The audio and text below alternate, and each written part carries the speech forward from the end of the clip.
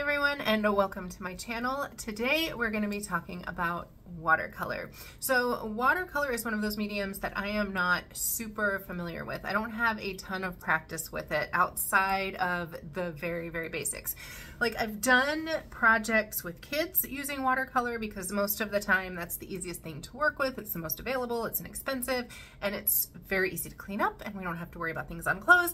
And I have also used watercolor in some of my own personal projects, more in a mixed media sense, where I've used a little bit of watercolor and mixed it with other things.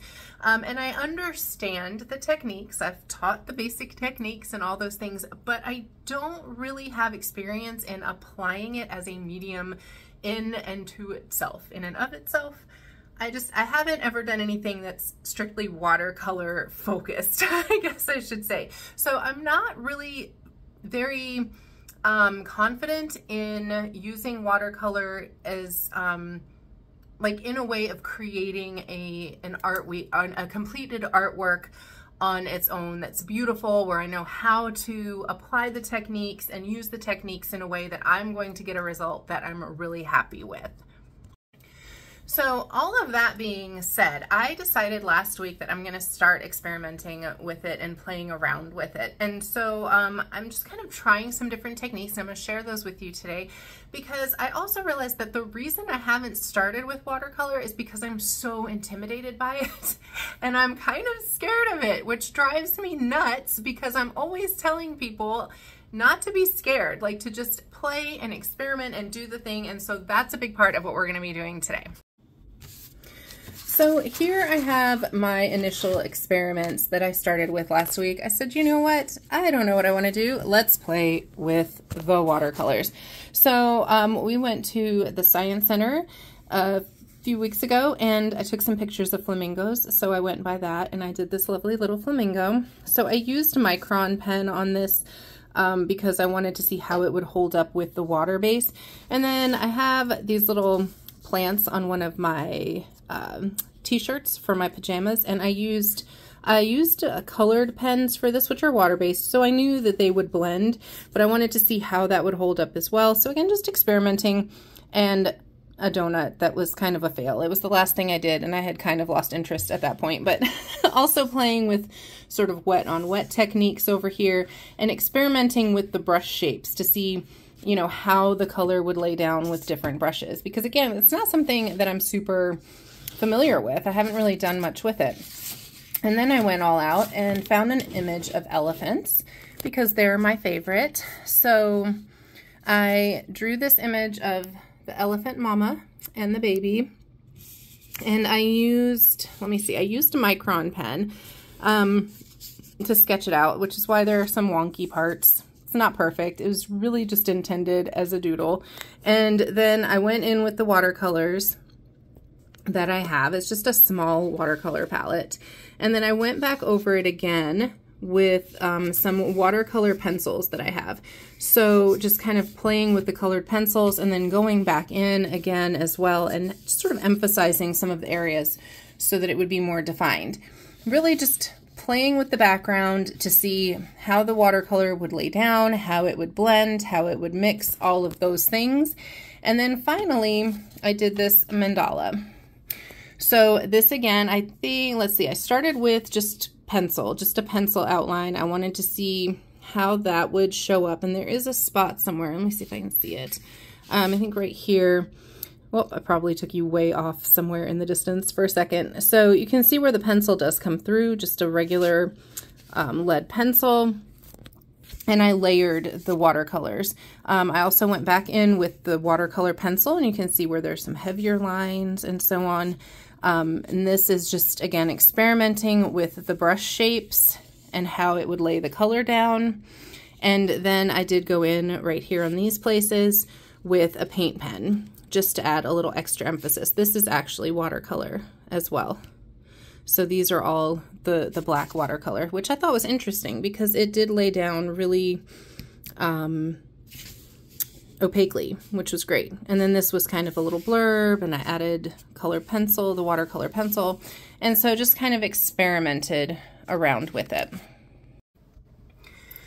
So ultimately, I thought it would be fun to do a mandala because they're not very intimidating, right?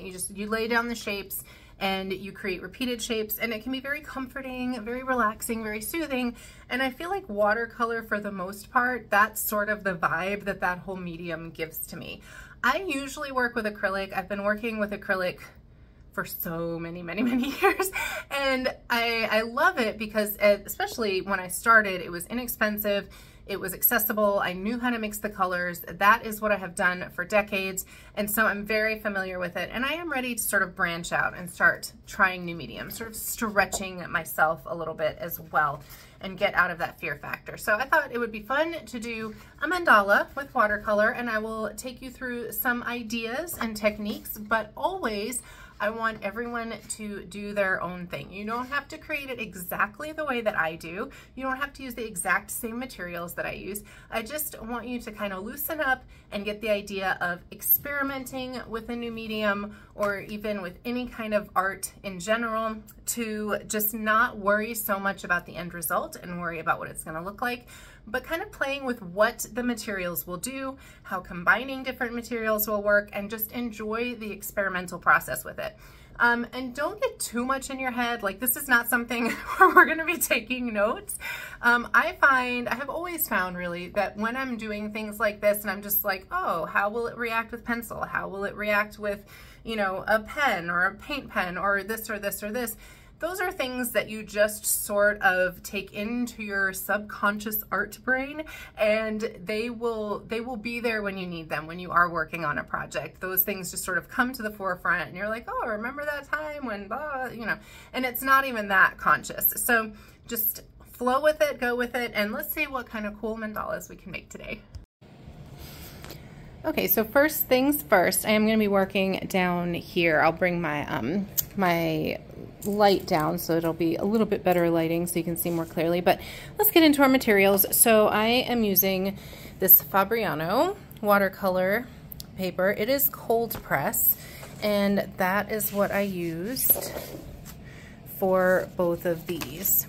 Okay, that's what I used on both of these. And now this one was a little book of watercolor, and it was a Strathmore.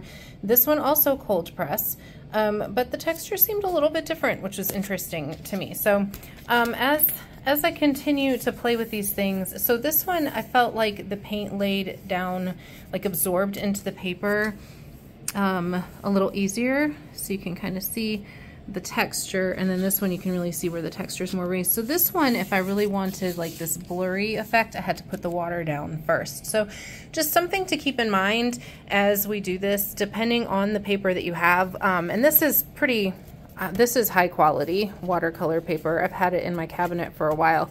But if you're using like Bristol board or just a different heavy duty paper, just use what you have at the moment. As I go along with this, as I progress with my watercolor experience, I'm sure I will have a better understanding of the different papers as well. But don't feel like you have to rush out and buy a super expensive paper. And then I have some brushes that I'm using. These are, what are these guys?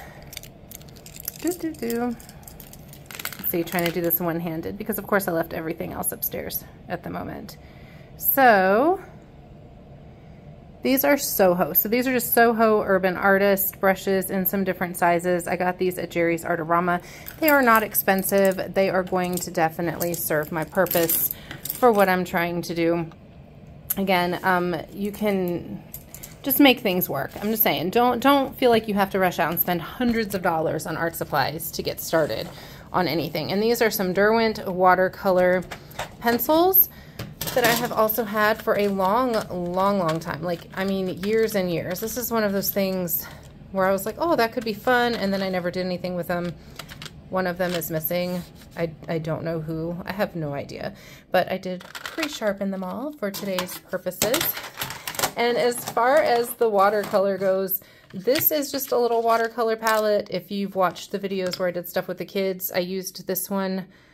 It came with a like a little watercolor kit. I think it was like Artist's Loft. So, you know, they're not going to be the most professional watercolors.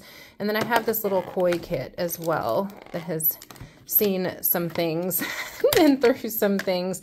But I'm just going to use both of these just to play around with to see the differences. Okay, and here in one of my little drawers, you can see where I purchased watercolors in tubes. I don't know what this is. I don't know where this came from. This may have even come from like Target or Walmart or something years ago. Yeah, I don't know. I think my kid has used this more than I have. And then I also, at Jerry's, I bought some watercolor tubes. I'm assuming are really good quality. They're the Masters. Let's see. They are, let me show you. So these are, I think these are like a really nice quality. I thought they were Turner. I think the gouache is Turner. But I honestly have no idea what to do with these. So these are going to be for another day. I purchased these just in basic colors, just like I do with my acrylic paints. I just do red, yellow, and blue, and then black and white because I mix all of my own colors when I paint with acrylics. And then up here I have gouache, which is also a mystery paint to me. Again, has been used a few times, but that's another one of those things where I'm like, yeah, that we will come back to all this another day. Meanwhile, today, this is what we're going to get started with. And again, like I said, you know, this is all very basic learning, so don't stress out about buying the highest end materials right now. I am not using the highest end materials, apparently. And we're just gonna start getting the feel for the watercolor. So let me go gather the rest of my things so you guys can have a lovely, very bright view, and we'll get into it. So first things first, I have to apologize. The lighting will get a little bit wonky because apparently my ring light no longer works. So I had to go back in and edit to make all of the things bright. But anyway, moving on. So I did my best. If it gets a little dark sometimes, that's why. So first thing I like to do when I'm creating a mandala or any circular things, there's no way I'm going to draw a perfect circle. I go in with a compass or even outline, you know, some lids or things like that, trace some things to get those circles nice. You can use a ruler if you want to use a ruler. I am here for a few of my initial lines. But, you know, again, just a straight edge or just draw the straight lines. You don't have to begin with lines. You can start with other shapes. I'm using my Micron pen to do some of the ink work, the initial ink work. You'll notice that I did not use a very consistent pattern right here. I did like 3 little bumps and then 2 little bumps because I realized that drawing on the watercolor paper is obviously not the same as drawing on the paper I'm used to drawing on when I go in with my pens. So these are all things to keep in mind as you're learning new materials and working with new materials. So the basic idea here is, of course, again, to create repeating shapes. And this is something I personally don't plan out. If I make a mistake, I just kind of make it work. I pivot.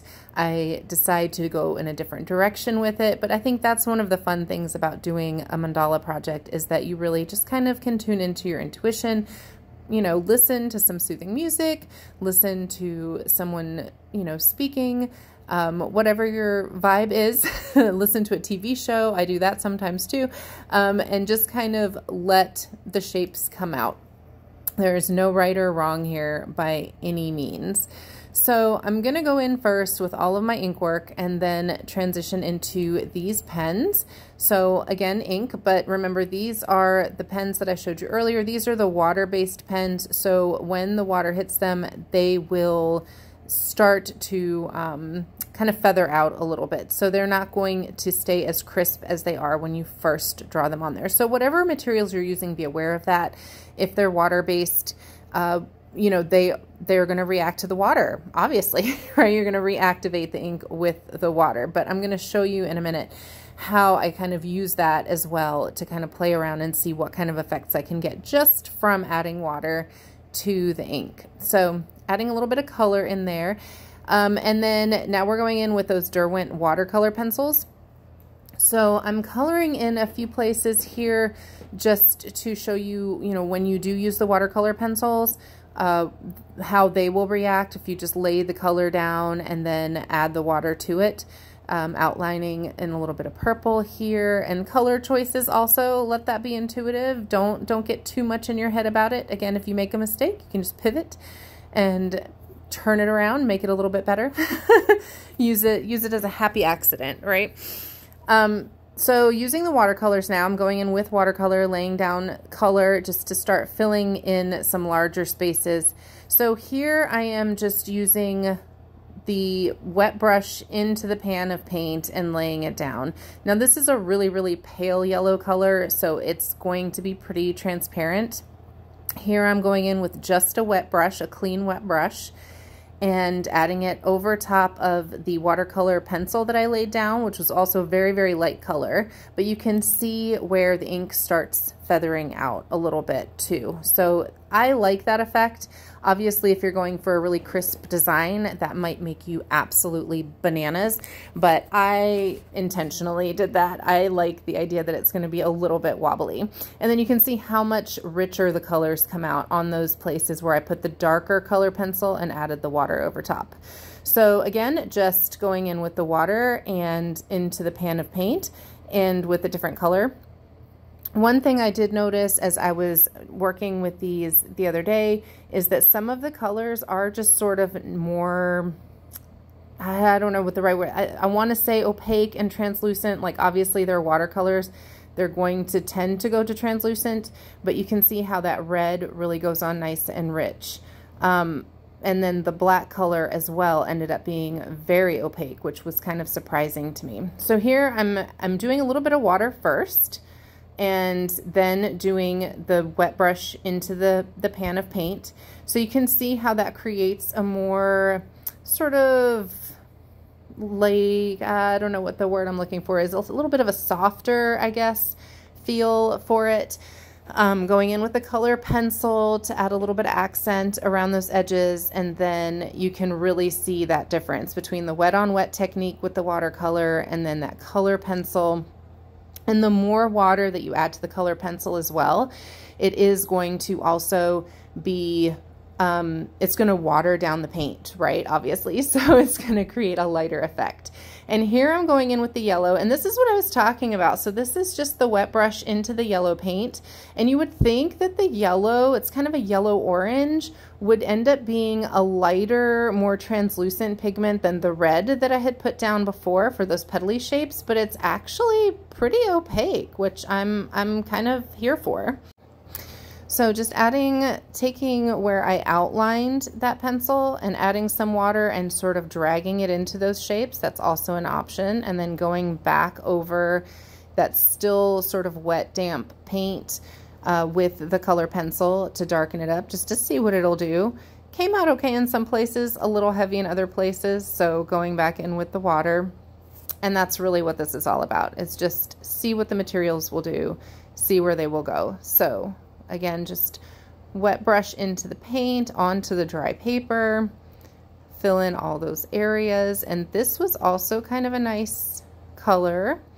And play around too. You see how I'm dipping in from one place that I already painted and adding to another place, or how I'm kind of half filling in places.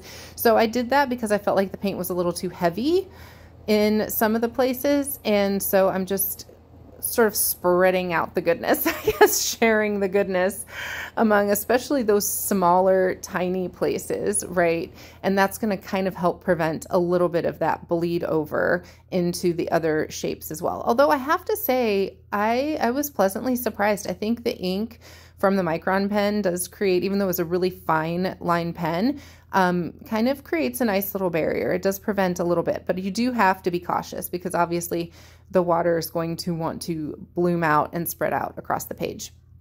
So here I'm going in first, filling in these bubbles around the edges. I just decided I needed bubbles. I don't know why. Filling those in with a good bit of water first, and then going in with the blue, and then going in with a darker blue with a wet brush as well, just to see how it blooms out and what it will do. I like it. And I'm doing that with all of these little bubbles, just experimenting and having fun with it, creating sort of some planety shapes in a way. Planet shapes, planety shapes, whatever. I make up my own language. It is what it is. So here I'm going in with the color pencil on very wet paper still, and you can see how it really creates these nice bold marks, which I am enjoying, and to see how that will dry. And same thing, wet on wet technique, and throwing a little salt on there to kind of create an interesting little texture. See how that turns out in just a moment. A little salt on that one as well. And here I'm going in with just a small brush and a bit of the paint. You can see where you can really, depending on the paint, I suppose too, this is the Koi paint palette, you can really get a nice rich color from it. It's not always, watercolor doesn't always have to be extremely translucent. So, and you'll notice I'm changing brushes depending on which areas I'm going into and what I'm trying to do. So with this is how I created that sort of block effect in the other one as well. It's not perfect. I liked how it came out better with the black, but after playing with it for a little while and finally kind of getting the feel of that particular color and how opaque or translucent it was going to be, I did get the hang of it. So sometimes these things are just a matter of getting to know your materials as well. And here I'm going in with this really long, skinny round brush. One of the tips that I could give you when going in with a round brush like this is to kind of twirl it in the pan of paint before you use it to really get all, to get the paint saturated through the bristles. But I was really surprised at what a lovely line I got with the watercolor. So yeah, pretty happy with that. So now I'm just going in, adding some details because I feel like it's lovely, but it's just not got quite enough contrast for my taste. I want it to be I want a few of those edges to be a little bit more defined. So I'm going in with the color pencil. At this point, pretty much everything is dry, but you will notice some smudges where I think my hand may have smudged a few places around the paper. So something to be aware of. I tend to be rather unaware of these things when I'm working, which is another reason I love acrylics, because they dry pretty quickly. So that's just something for me to make note of when I do work with watercolor, that there may need to be some drying time in between before I can continue working. And it's not just going to be a sit down and do this whole thing in a few hours in one sitting. So just brush the salt off of there a little bit and just adding more details. In a moment, I'm going to go in with the pens as well and add a few details there. So sharpening up my lines on my little planets, and you'll see where, like I said, the little smudges, I'm not sure if I did that or if that was just the material blooming out, but I decided to just roll with it. Do a Bob Ross and just let there be happy little accidents and just kind of work with it. Make it a happy little bubble, right? And so just kind of going in, playing with the different shades of the green to see how much depth I can get out of that. I don't want those to be too detailed anyway, because I wanted them to sort of be a nice little accent to my mandala. I didn't want them to take away from it. So these are the Posca paint pens that I like to use. And they create these beautiful, lovely little dots that I don't have to overthink. It's terrifying to try to do little dots with a paintbrush, so I'm grateful for these for that. So just adding a few highlights in there with the white paint pen, just to brighten up a few areas a little bit, some little details. So one thing I thought as I was doing this, even if I'm making these and I'm working with the materials and I kind of like the end result, but it is like you can see some of the places where there's smudges and it feels a little bit sloppy. This isn't something that I would necessarily think is one of my finest works of art, but there's so many lovely textures happening in here that I was just thinking this would actually be really cool to then use maybe for collage purposes, right? Maybe cut certain areas out and then use it for collage or, to add to another work of art, or even just to hold on to kind of remember to reference. So when you're doing these things, don't necessarily say, oh, it's not my best, I'm going to toss it and throw it away. Hold on to it because you might get some inspiration from it later.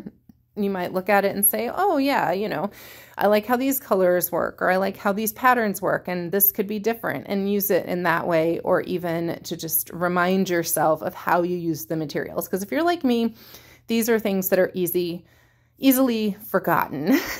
It's just adding a few more details. And honestly, I feel like this is something where you could just keep going and keep working forever and ever and ever, especially if there's not a definite goal in mind, which I really didn't have.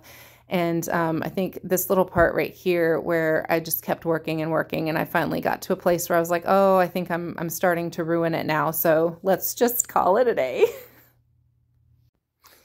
So I'm going to give you guys a little close-up tour of my finished piece. Let me know if you tried some of these, if this gave you some idea, if you tried some of the techniques, or if you have some of these materials at home that you wanted to play with. I will keep learning about watercolor. I will do some research. I will go forth and find some amazing watercolor artists and see what I can learn and then share as I do. I hope you guys enjoyed this. Thanks for hanging out with me while I experiment with all of this. If you're currently a subscriber, thank you so much. I appreciate you guys with all my heart. And if you're not, please consider subscribing. I do lots of creative and crafty things. Always something new, always some new obsession that I have. So this week it was watercolor. We'll see what next week brings. Taking a little break from the crochet for a while, so there definitely will be some more art things and the like. So I hope you guys will join me back. Let me know in the comments if you like watercolor, if you're terrified of watercolor, what your experiences have been with some of these materials, and if you have material recommendations and so on. And until next time, I hope you guys go forth, get super creative, have fun, and I will see you very, very soon.